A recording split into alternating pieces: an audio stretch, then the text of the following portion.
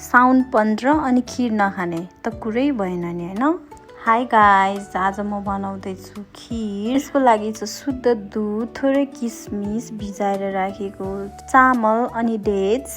ग्यासमा कराई बसालेर थोरै घिउ हाल्छु, त्यसपछि हाल्छु भिजाएर राखेको चामल। यो चाहिँ भुटानिस रेड राइस हो। अनि हाल्छु दुध। दुध चाहिँ यहाँको लोकल गाईको दुध हो। म चाहिँ प्याकेटको दुध प्रिफर गर्दिनँ किनकि मेरो छोरी भर्खर 14 महिनाकी छिन्।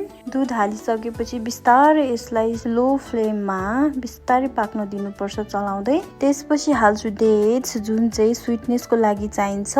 म चाहिँ चिनी युज गर्दिनँ किनकि छोरीलाई चिनी दिनु मिल्दैन अहिले। अनि मसँग भएको थोरै ड्राई फ्रुट्स राखेँ अनि मजाले पाक्न दिएँ। अब रेडी भयो मिठो खीर। हेर्नुहोस् कति मिठो देखिएको छ है। यो खीर चाहिँ बेबीको लागि दिनुपर्ने एकदमै हेल्दी छ। खीरले मात्रै त भएन, अरू केही नुनिलो पनि त चाहियो।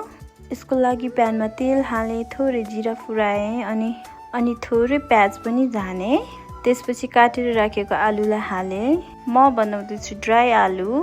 आलुलाई मजाले चलाएर स्वादअनुसारको नुन बेसार हालेर मजाले फेरि चलाएर छोप्न राखेँ। आलु चाहिँ म एकदमै प्लेन बनाउँदैछु किनकि बेबीलाई पनि दिनुपर्ने हुन्छ।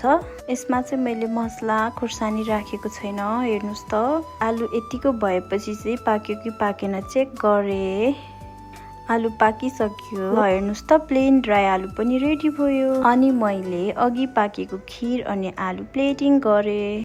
छोरीको पापा अनि म हामी तीनजना चाहिँ खीर इन्जोय गर्यौँ। मिठो भएको थियो गाइस। मेरो छोरी चाहिँ एकदम ह्याप्पी भएर खाँदै थियो। आफूलाई पुग्ने खाएपछि उसको पारा भने यस्तो छ गाइस। बच्चाहरू यस्तै त हो। मेरो छोरीले चाहिँ खीरको पनि होली खेल्यो। छोरीको पापा भने गम गम खाँदै हुनुहुन्छ। छोरीलाई खुवाएको पुग्यो रे, खानु मानेन। हाम्रो भिडियो कस्तो लाग्यो कमेन्ट गर्नुहोस् है त। By by guys.